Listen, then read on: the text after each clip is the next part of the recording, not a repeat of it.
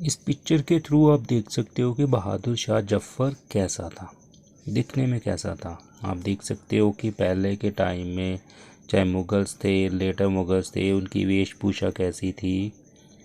और आप ऊपर देख सकते हो एक कॉइन है, ठीक है। तब के टाइम में कैसे सिक्के चलते होंगे, इसे ये हम एस्टिमेट लगा रहे हैं कॉइन है। ऐसी कुछ सील्स भी होती थी, कुछ मोहरें भी होती थी उनकी, ठीक है।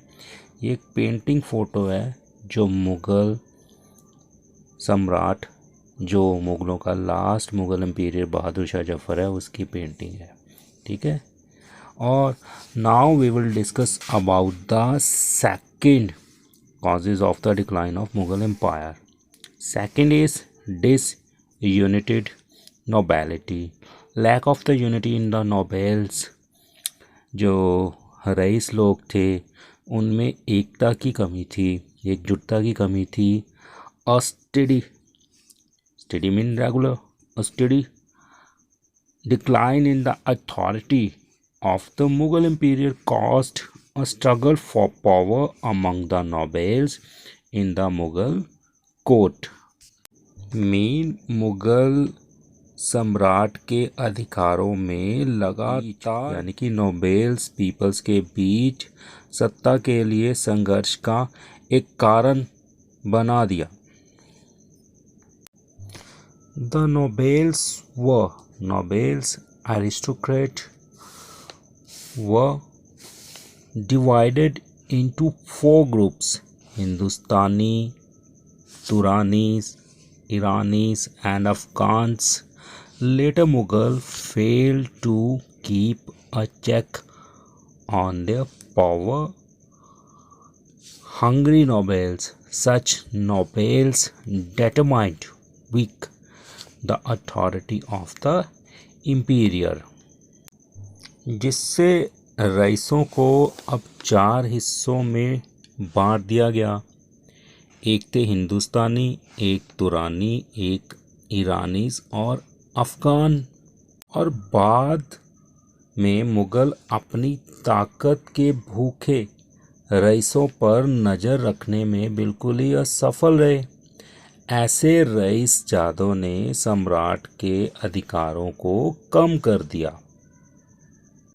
And now we will discuss about the third causes of the decline of the Mughal Empire, and third is failure of the mansabdari system. Mansabdari जो प्रणाली थी, जो सिस्टम था, वो बिल्कुल ही फेल हो गया।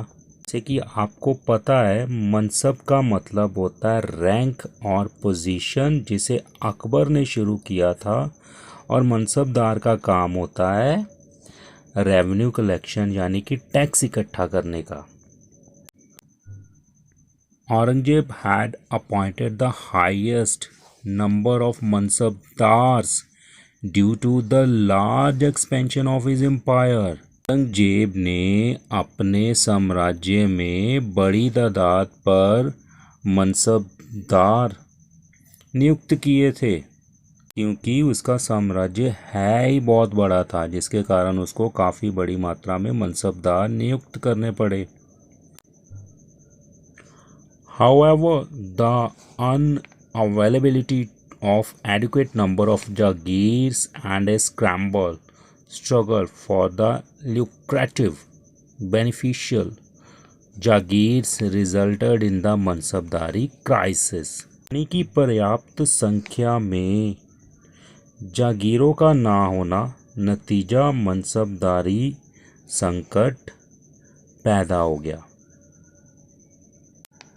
Many Mansabdar failed to get profitable jagir and also did not maintain the number of troops battalion required of them.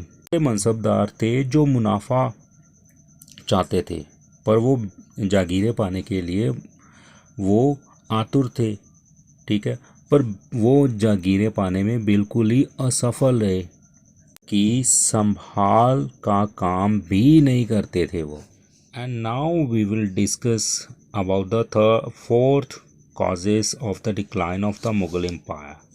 War of the Succession जितने भी हायर्स थे, जो उत्तराधिकारी थे, उनमें आपस में ही लड़ाई झगड़े का सिलसिला चलता रहा। The death of the Mughal Empire was mostly followed by a war of succession among the various claimants to the throne. Mughal सम्राट की मौत के बाद अलग अलग दावेदारों द्वारा राजगद्दी का दावा किया गया। थ्रोन मीन सीट, राजगद्दी को कह सकते हैं। This was created instability, volatility in the empire and causes a great loss of both men and material. इससे इंसानों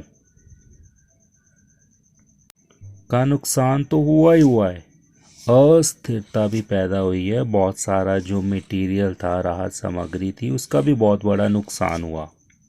The loss weakened the empire and gave its enemies time to plan attack.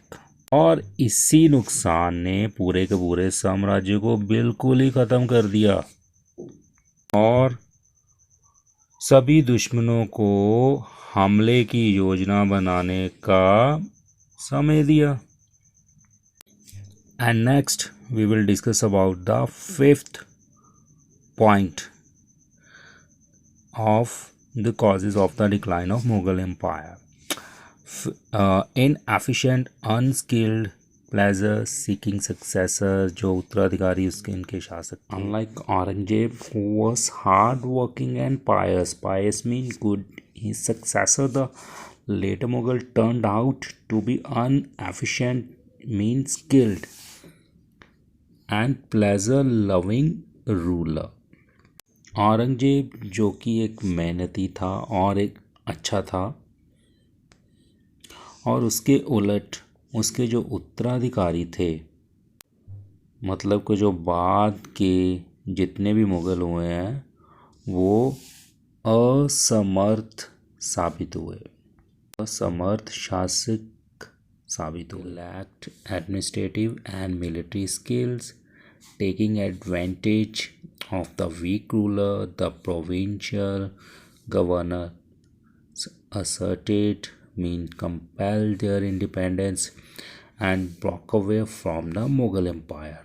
इनके पास प्रशासनिक और सैनिक हुनर की कमी थी और इन्हीं कमज़ोर शासकों का फ़ायदा उठाते हुए जो लोकल रीजनल गवर्नर थे वो मुग़ल साम्राज्य से बिल्कुल ही अलग हो गए।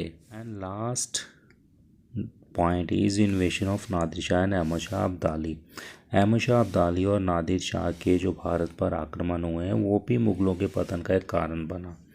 The ruler of Iran Nadir Shah and the ruler of Afghan Ahmad Shah Abdali hastened means beat the fall of Mughal empire by their invasion. Iran का शासक नादिर शाह और अफ़गान का शासक अहमद शाह अब्दाली, इन दोनों ने मुग़ल साम्राज्य के पतन को तेज कर दिया। Nadir Shah invaded means strike India in 1739 during the rule of Mohammad Shah. Shah ने 1739 में भारत पर आक्रमण किया। He defeated the Mughal army, inflicting a blow to the power and prestige of the Mughal. उसने मुग़ल सेना को तो हराया ही हराया। इससे क्या हुआ, मुग़लों की जो शक्ति थी, उसकी प्रतिष्ठा थी, स्टेटस था, उसको एक गहरा आघात लगा। Nadir Shah return to Iran with a huge booty mean लूट करना, that included Shahjahan peacock throne at the Kohinoor diamond. Nadir Shah एक बड़ी लूट के साथ ईरान वापस चला गया। लूट में उसने शाहजहाँ का सिंहासन और कोहिनूर का हीरा वो अपने साथ ले गया। Ahmad Shah Abdali raided India many times, 1757 and 1761. 1757 से 1761 तक अहमद शाह अब्दाली ने भारत में कई बार छापा मारा। Mughal army weakened by the Mansabdari crisis could do not much to check Abdali army, thus further diminishing the imperial power. Mughal army mansabdari संकट से जूझ रही थी, जिसके कारण वह अहमद शाह अब्दाली को नहीं रोक पाई और इससे अहमद शाह अब्दाली ने मुगल सम्राट की शक्तियों को कम कर दिया। In the 18th century, the decline Mughal Empire created a political vacuum, mean blank.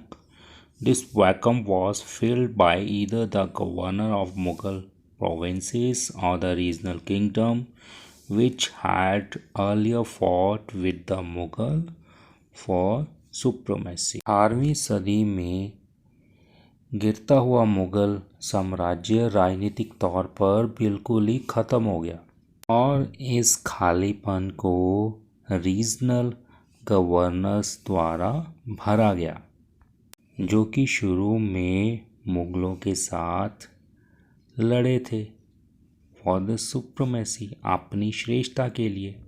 This period saw the expansion spread of the Maratha kingdom and the rise of the Sikhs and Jats and the Rohillas. The provinces of Bengal, Awadh, Hyderabad and Mysore also become independent. और इस time period में मराठा, सिख और जट और रोहिलियास साम्राज्य का विस्तार और उदय हुआ। बंगाल, अवध और हैदराबाद ये भी स्वतंत्र हो गए।